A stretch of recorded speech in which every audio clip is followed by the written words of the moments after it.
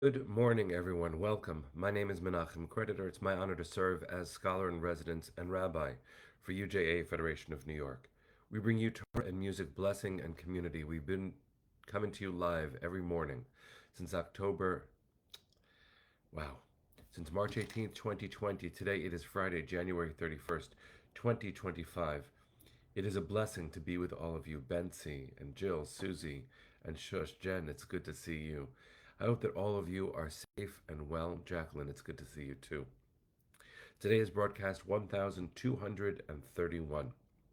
It's day 483 since October 7th. Penny, thanks for keeping us on track. Linda and Richard, good to see you. Jonathan and Fabrice, Linda, good to see you too. Good morning, everyone. Hi, Barbara. Let's take a breath. In a moment, we're going to sing a blessing, learn some Torah, get ready for Shabbat. Here we go.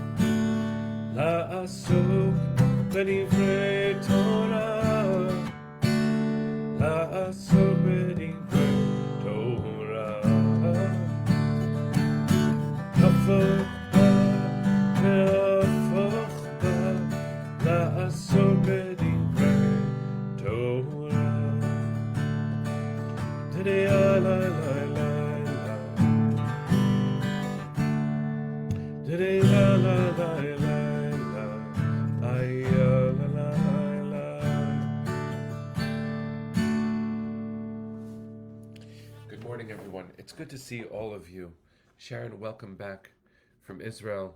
I know not to say welcome home. How complicated the word home is. To be in Israel is to be home. To leave Israel is, in so many ways, to leave home. Which is why when I leave Israel, I always make it a point to find some special place to whisper to the kotel, to whisper to the sky, to whisper, I'll be back. So, Sharon, I'll see you there sometime soon. Here we are, friends, broadcast 1231. Here we are, day 483 of the war. It's Parshat Bo, a Torah portion that includes plagues and liberation. And all week we've talked about different facets of what liberation might include: the pain of the plagues, the necessary force by which we won our freedom, the compassion that makes us authentic inheritors and descendants spiritually of Avraham. Chana, how good to be with you in Jerusalem right now. Shabbat Shalom, friend. And Arlene, you're planning to go to Israel in March. Take me with you. Mazel Tov, you have a cousin's wedding coming up. I wanted to channel one of the most important voices in the Jewish world today. Her name is Rachel Sharansky Danziger. I hope that you've read some of what she's written. She is an incredible author, a scholar, a compassionate soul, eloquent in many languages, including English. She also happens to be Natan Sharansky's daughter. For those who are familiar, you don't need any introduction, but Natan Sharansky was held by the former Soviet Union as a Jew. He was basically the face of the refuseniks, those who the Soviet Union wouldn't allow out or to express their Judaism within. Now he is a minister of Knesset, has been for some time He's actually not currently a minister, but he has been a minister of Knesset, and he is a hero to many of us. So she says that once upon a time when she was younger, she complained about something. He said, "Let me tell you about life in the Gulag," which is where he was held.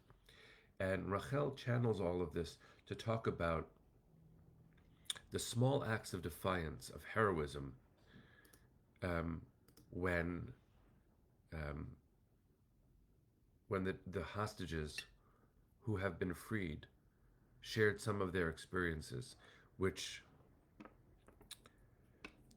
which we will spend lifetimes unpacking and bearing testimony to. 483 days of solitude under the ground. So much so that when Arbel saw Gadi just 2 days ago, his was the first voice speaking Hebrew she had heard the entire time. She spent most of the 483 days all alone, and solitary confinement is its own kind of madness. Add to that the physical and sexual abuse we know that countless terrorists caused on our sisters and brothers. I'm not sharing it to bring us down. I'm sharing it to make sure that we do not represent only the parts of the story that include relief when we tell the story, and that we push ourselves until every last one of them is home, to keep sharing their stories, to love them, to know that they've gone through a lot, will continue to be going through a lot, even, please God, when they are all home. Listen to what Rachel Sharansky Danziger writes. When Agam observed Shabbat, when she and her friends tried to fast on Yom Kippur, when Liri dared to intervene in the abuse of Amit Susanna, when Mia recited psalms with the other women, when these extraordinary women continued to help one another under unimaginable conditions, when Gadi clung to the hope of rebuilding his kibbutz near Oz, when Danielle Aloni cried at night so she wouldn't break down during the day and scare her little children, they achieved the impossible. They took control of their own lives. They served their principles, their beliefs, their goals, even as heartless enemies thought they were the ones in control. Now, do not forget, friends, do not forget that the conditions under which they were held were inhuman. But this is heroism within the inhuman experience. This is what Rachel writes. That is victory. And that is a monumentally important example for all of us, because even if our struggles pale in comparison, the choice to continue orienting ourselves toward our beliefs and goals is one that lies in our hands, all of our hands. She connects it to this parsha. This coming Shabbat, we will read in synagogue Parshat Bo, in which the Israelites are commanded to slaughter the goats that were considered deities, gods, in Egypt, and to spread their blood on the doorposts. This strange act was a profound and public vote of no confidence in their oppressors, in those who had held them, every one of them, captive and enslaved for 210 years. Each and every Israelite family essentially had to declare before all, your beliefs do not define us, and we are not afraid to stand apart from you.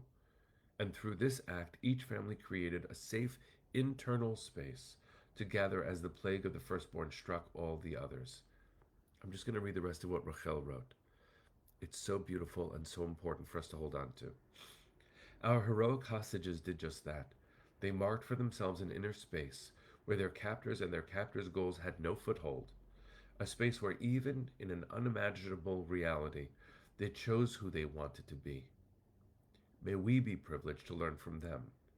May they find healing and rest now after their own exodus. And may we all merit to emerge from this difficult reality into a place of light and goodness. Tomorrow, please God, friends, we will finally see the faces of our beloveds, Keith Siegel, Ofer Calderon, and Yarden Bibas. These are all complicated moments, but oh, how we've longed to see their faces. These small acts of heroism remind me of moments in the darkest parts of Jewish history, of lighting Hanukkah candles with potato oil in the camps, keeping Shabbat quietly and in the face of Inquisition. We have kept this flame burning bright in our own souls. We have been fighting for 483 days for the release of our families. I want to thank Rachel Sharansky-Danziger for pouring her soul out as she so often does. And if you can find her writing, you'll be glad. Let's go into the Shabbat, friends, knowing that the acts of heroism that we demonstrate in the darkest moments of our history are an inspiration for generations to come. Kol od balevav pnima, as long as deep within the heart. That's your heart, friends. Mine too. Certainly theirs. Let's get ready for Shabbos. Sing with me. Kol od balevav pnima, nefesh Yehudi homia, ulfatei mizrach kadima, ayin letzion Sophia. Od lo avda tikvateinu, הtikva bat shnot alpayim, להיות עם חופשי בארצנו, ארץ ציון וירושלים. להיות עם חופשי בארצנו, ארץ ציון וירושלים. Bring them home now. Am Yisrael Chai. See you on Monday, my friends.